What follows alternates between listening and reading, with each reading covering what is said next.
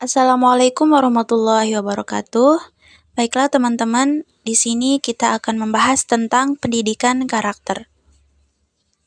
Ada beberapa hal yang perlu kita ketahui dalam materi pendidikan karakter ini. Yang pertama mengenai definisi pendidikan karakter, yang kedua fungsi pendidikan karakter, kemudian yang ketiga tujuan pendidikan karakter dan urgensi pendidikan karakter.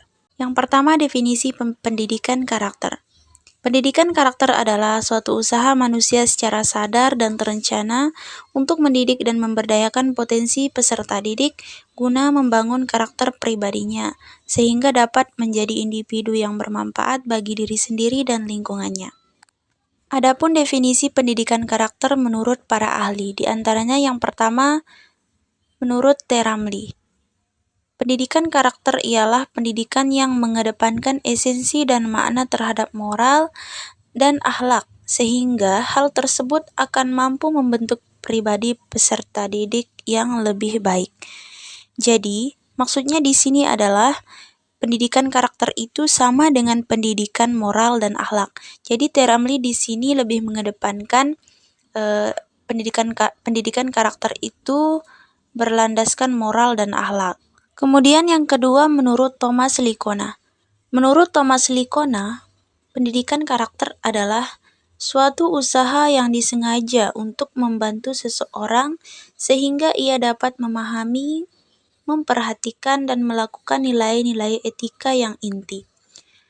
Dari pendapat Licona tersebut, dapat kita ketahui bahwa usaha untuk membentuk seseorang memahami nilai-nilai etika secara sengaja. Dalam hal ini, siswa menjadi subjek dan objek pendidikan karakter. Siswa secara sadar dan tersistem dikenalkan dengan situasi yang menurut siswa untuk berperilaku baik. Kemudian yang ketiga menurut David Elkin. Menurut David Elkin, pendidikan karakter adalah suatu metode pendidikan yang dilakukan oleh tenaga pendidik untuk mempengaruhi karakter murid.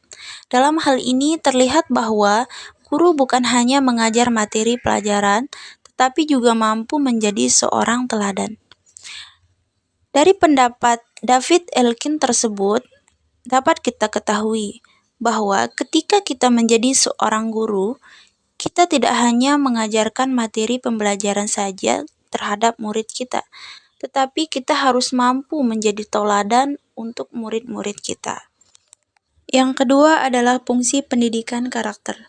Adapun beberapa fungsi pendidikan karakter yang perlu kita ketahui, yang pertama, untuk mengembangkan potensi dasar dalam diri manusia, sehingga menjadi individu yang berpikiran baik, berhati baik, dan berperilaku baik. Yang kedua, untuk membangun dan memperkuat perilaku masyarakat yang multikultur. Kemudian, untuk membangun dan meningkatkan peradaban bangsa yang kompetitif dalam hubungan internasional. Selanjutnya, tujuan pendidikan karakter. Pada dasarnya, tujuan utama pendidikan karakter adalah untuk membangun bangsa yang tangguh, di mana masyarakat berakhlak mulia, bermoral, bertoleransi, dan bergotong royong. Untuk mencapai tujuan tersebut, maka di dalam diri peserta didik harus ditanamkan nilai-nilai pembentuk karakter yang bersumber dari agama, Pancasila, dan budaya. Nilai-nilai yang perlu dikembangkan melalui pendidikan karakter yaitu yang pertama, jujur. Jujur yaitu perilaku yang didasarkan pada upaya menjadikan dirinya sebagai orang yang selalu dapat dipercaya dalam perkataan, tindakan, dan pekerjaan. Kemudian toleransi. Toleransi yaitu sikap dan tindakan kita yang menghargai perbedaan agama, suku, etnis, pendapat, sikap, dan tindakan orang lain yang berbeda dari dirinya. Kemudian sikap bersahabat. Maksudnya di sini adalah tindakan kita yang ketika kita bergaul, berbicara, bekerja sama, kita memperlihatkan rasa senang kepada orang tersebut, sehingga kita akan sama-sama merasa saling nyaman ketika dalam melakukan suatu komunikasi. Kemudian, cinta damai, gemar membaca, peduli terhadap lingkungan, peduli sosial, rasa tanggung jawab, religius, disiplin, kerja keras, kreatif, serta kemandirian dan sikap demokratis dan rasa ingin tahu. Nilai-nilai tersebut dapat membentuk karakter kita. Selanjutnya yang terakhir, urgensi pendidikan karakter. Urgensi atau arti pentingnya pendidikan karakter bagi siswa dapat dijelaskan sebagai berikut. Seperti yang kita ketahui bahwa proses globalisasi secara terus-menerus akan berdampak pada perubahan karakter masyarakat Indonesia. Kurangnya pendidikan karakter akan menimbulkan krisis moral yang berakibat pada perilaku negatif masyarakat.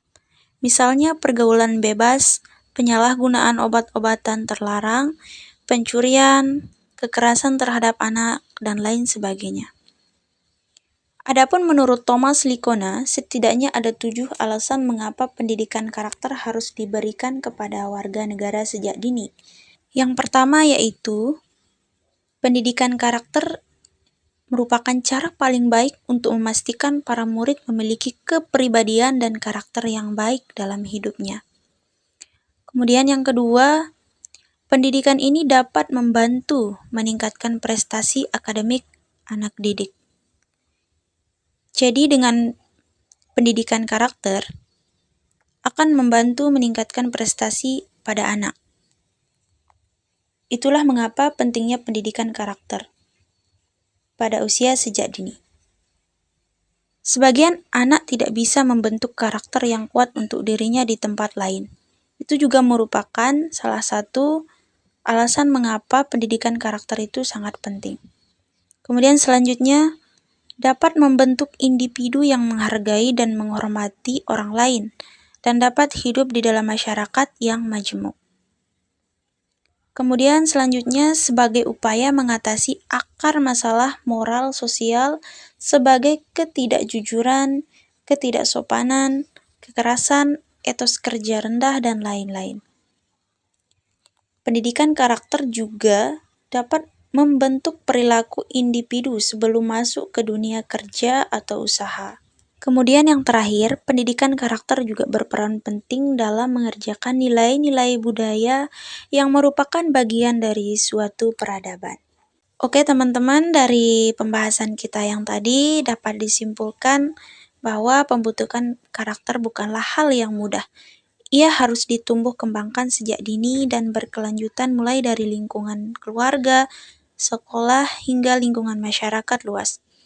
Oleh karena itu, dibutuhkan komitmen bersama semua pihak untuk mewujudkan generasi yang berkarakter.